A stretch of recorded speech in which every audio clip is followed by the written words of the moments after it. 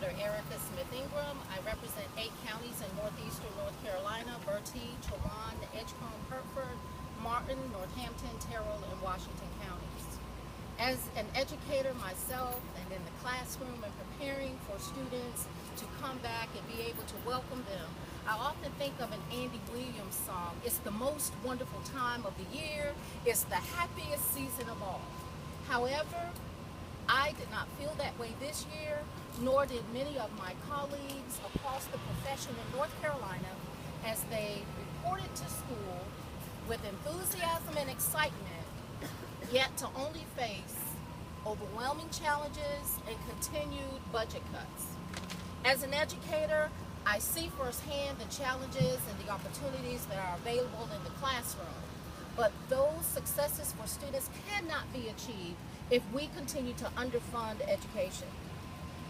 When I think about going into a school, I would encourage the governor and many of my colleagues in the majority to walk into the library and figure out whether they're using the Dewey Decimal System for classification or the Library of Congress classification system. But in either one of those systems, you keep fiction away from nonfiction. I've heard a lot of fiction out in the media and many of these ads who would dare say you're spending more on education. Yet when you look at the facts and you deal with the hardcore numbers, in 2007 and 2008, before the recession, North Carolina General Assembly appropriated $9 billion for education. Now here we are 9 years later into a new academic year, almost a decade later, but yet last year in the 2015-16 budget, we appropriated $8 billion. $1 billion less than what was appropriated almost 10 years ago. We are not spending more on education. We are continuing to cut education, and it is not fair to the students in North Carolina who deserve a fighting chance to have a career and a wonderful opportunity. According to the Department of Public Instruction, our public schools share of general fund spending has decreased by 13.7% since 1970. The cuts don't end there. Education supply funding has been cut in half, 50% since 2008.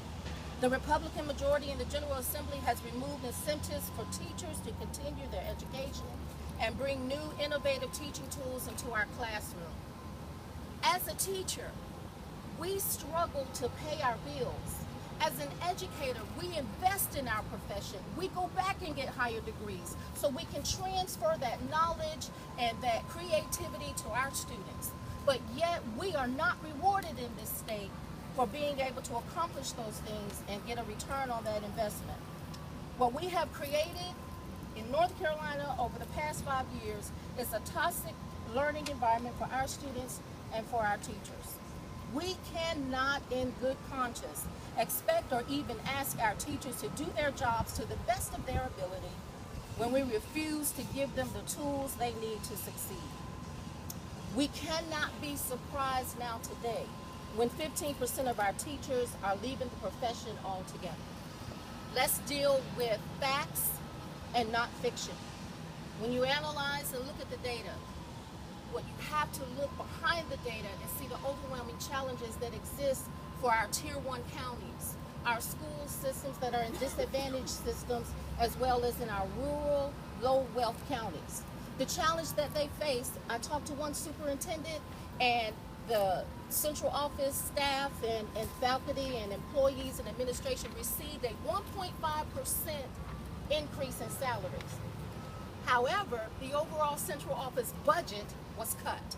So how then do you have to make those challenging decisions to pass on those pay raises when you have to find it within your budget that has been cut?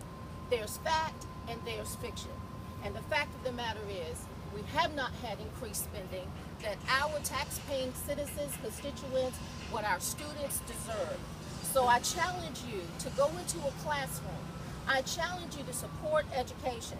I look at my colleagues who stand with us today, Representative Bobby Richardson, Representative Rosa Gill, Representative Larry Hall, and I stand instead of Senate Caucus Leader Dan Blue Jr., and we want you to join us as we fight to get the appropriations to promote a high-quality education system, which will not come until we provide appropriate salaries and compensations for our educators to be able to attract and retain the most quality professionals in the field, and until we provide resources in the classroom so our students can be successful. I want you to hear from educators in North Carolina, my peers, my heroes, who face challenges every day, and hear from them what the perspectives really are, and also be able to determine fact from fiction.